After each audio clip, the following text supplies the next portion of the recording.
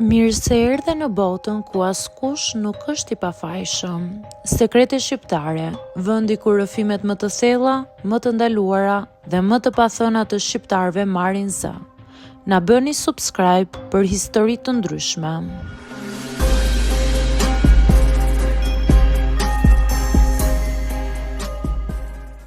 Rrita fëmijët e motrës, ndërsa ajo u aratis me të dashurin. Kur nuk ka menduar se jeta ime do të ndryshonte aq papritur, në një mënyrë kaq të padrejtë dhe kaq të rëndë. Gjithçka filloi në një natë dimri kur motra ime, Edlira, trokiti te dera me sy të skuqur, duart që i dridheshin dhe dy fëmijë të vegjël që qanin në krahët e saj.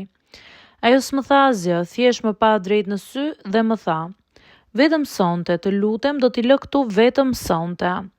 Nuk e besoja as edhe për një moment se ajo natë do t'ishte fillimi një realiteti që do më mbante të lidhur për vite të tëra. Të nesërmen kur u zgjova për të përgatitur fëmijët për shkollë, e kuptova se motra ime nuk ishte më. Çanta e saj e rrobave mungonte, shpërndarja e saj në WhatsApp ishte fikur, telefoni dilte i mbyllur, e dija që diçka nuk shkonte. Ajo nuk do t'i linte fëmijët asnjëherë pa një arsye të fortë, ose ndoshta edhe do t'i linte. Mbrëmjen e asaj dite mora një mesazh: "Mos më kërko, jam mirë, kujdesu për ta." Kaq, një fjali, asnjë arsye dhe asnjë justifikim, vetëm një braktisje e pastër. Në atë kohë isha 27 vjeçe. Jetonim në një apartament të vogël me qera, kisha një punë të lodhshme në një call center dhe mezi mbuloja shpenzimet e mia, jo më pasaj dhe për dy fëmijë të tjerë. Por kur i pash ata dy engjëj, 4 dhe 7 vjeç, duke më parë në sy ku ishin ngjitur me frikë, traumë dhe pafajësi, kuptova se nuk kisha zgjidhje tjetër. Në mëngjes i çova në shkollë dhe në çerdhe, në mbrëmje u ushqeja me atë pak që kisha, në mesnatë qetësoja makthet e tyre për mamin që iku.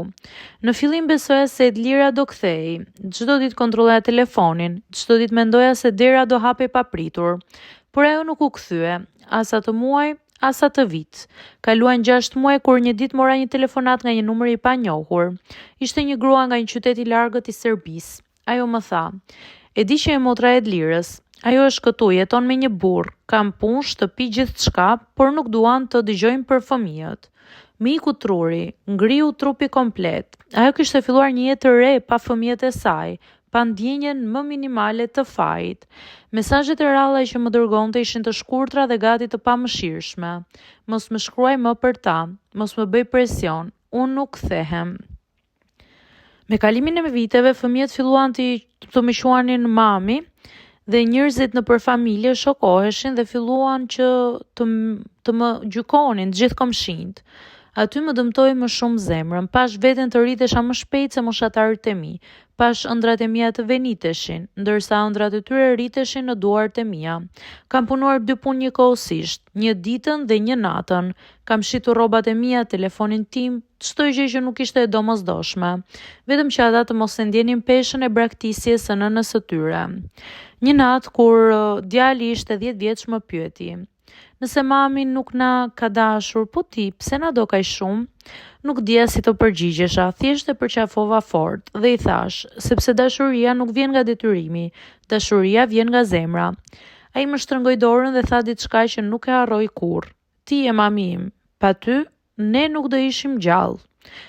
Atë natë qava derisa më dhëmbën syt. Motra ime ka 2 fëmijë të vegjël me burrin e ri. I sheh në rrjetet sociale të lumtur, të qeshur në përshëtitje nëpër plazhe.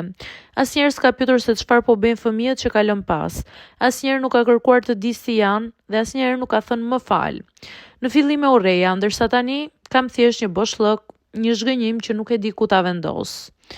A ja vleti kjo sakrificë? Po, ja ka vletur, sepse fëmijët e saj tashmë janë fëmijët e mi. Janë familja ime, janë arsyeja pse zgjohem. Nuk di nëse motra ime do kthehet ndonjëherë, nuk di nëse do kërkoj falje dhe nuk e di as nëse e meriton. Por di që po të mos isha unë atë natë kur trokiti te dera, 2 jetë të pafajshme do ishin shkatruar përfundimisht. Dhe për këtë nuk pendohem kurrë.